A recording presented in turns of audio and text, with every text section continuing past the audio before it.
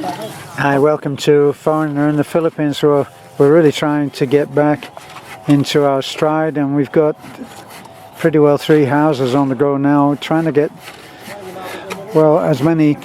We have an impossible target, I know, but then we've done the impossible before. Last year we managed to get 3 or 4 houses done in very short time, to get 3 families out of the wreckage of the homes that they were living in at the time. And that's our situation here.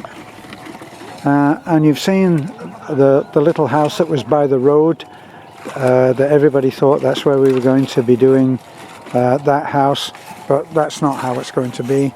And this is, it's not a matter of ownership in these cases.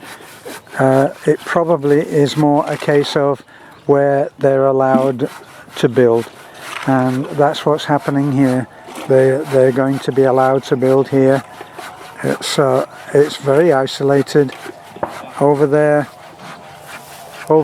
I think is where Beth was talking about the quarry, and where they're I don't know, women are doing impossible work, smashing up rocks with a hammer. Looks a little bit, or sounds to me a little bit like the chain gang in America, where they were put to work in a quarry breaking stones. But that's these people trying to, usually mums trying to earn enough to put food on the table for their families. So we're actually dropping off these materials now, and there's Pastor Timio. Hi, Timio.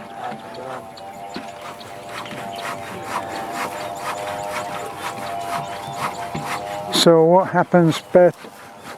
We don't have a tarpaulin for that cement. What's going to happen if it's... Put one of those? Okay. Now this is just one day's work, isn't it?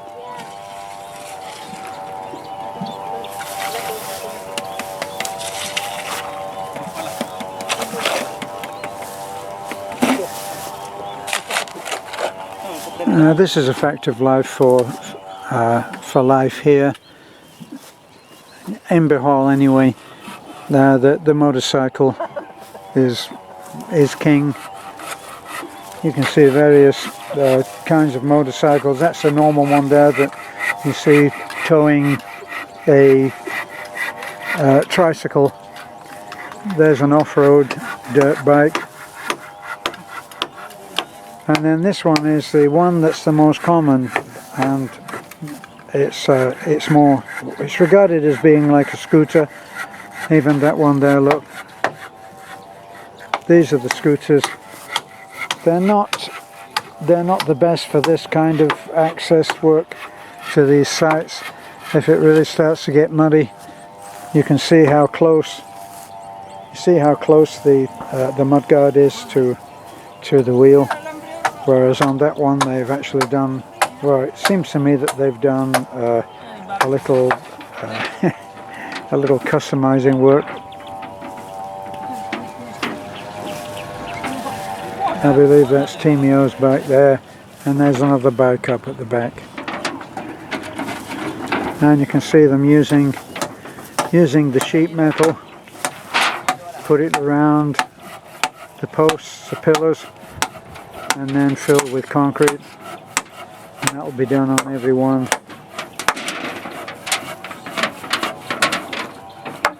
Then the next step will be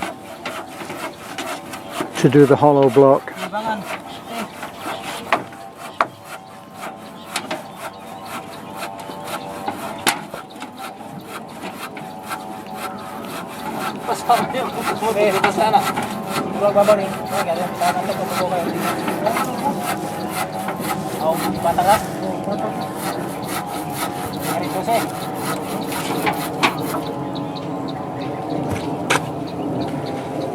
So we've actually got 5 men working on this house right at this moment. 2 men working on the roof.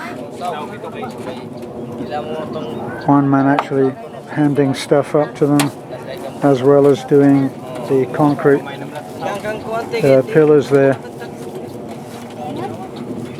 And that's our young helper, Balantoy, and we try to give him enough work so that he can keep up the payments on his motorcycle.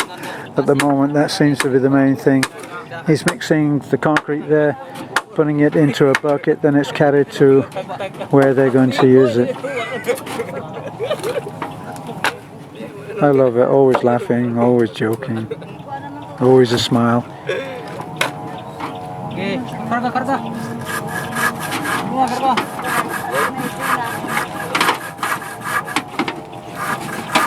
Now they make all of those trusses up there. They make that half. You can see that Beanie in the white t-shirt, he's standing on what is actually half house scaffolding. Right, and they use that so that they've got somewhere to stand and work on the roof. For the roof itself, all of those trusses all go in, and they go in actually up there. They're handed up as pieces of wood, and then they form that roof, and they form it up there.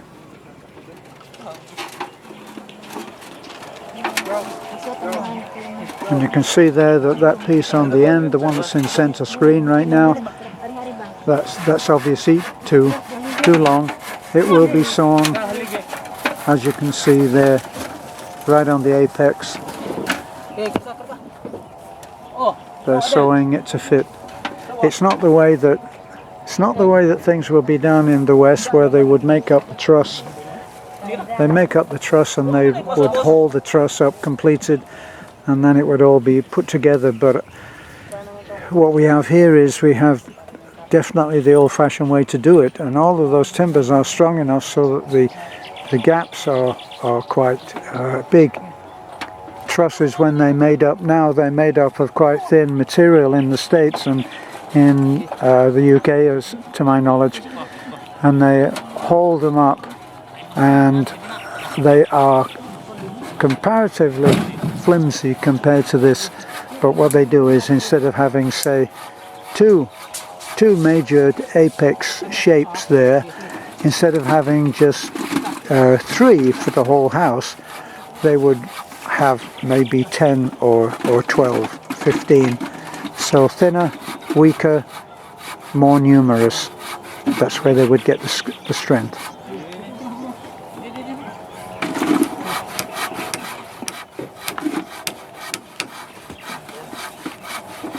Okay, well, that's our work in progress.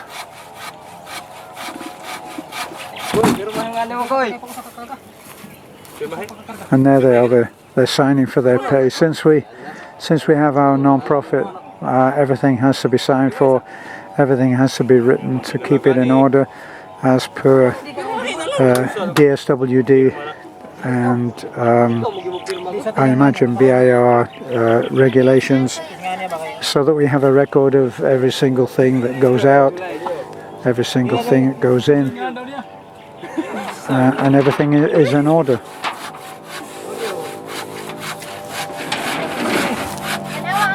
Just give you one last look around at the setting that we're in. That's actually a fish pond there, empty at the moment. And then we've got rice fields.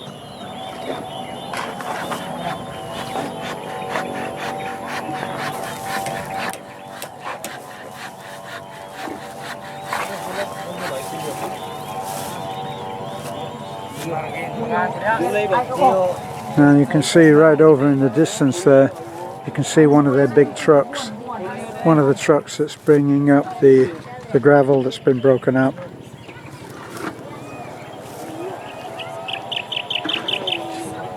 Tough life that. We'll be going up there to show you that on another video, so that you can actually see that. Either that or Beth has already done that. Did you do a video of the quarry, honey? Yeah, I did. You did that? Yeah. Did you upload that yet? Not yet. Okay. So we've actually showed you what that life is like.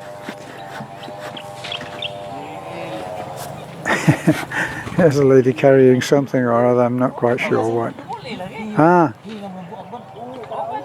carrying the block. The block was delivered up there for some reason, along with some other materials, and it's now being brought down here.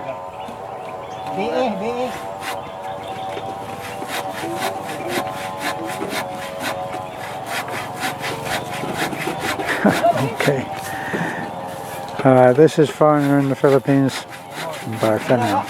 Don't forget to like, comment, subscribe, share. We're now over 100,000 on to the next 1,000, and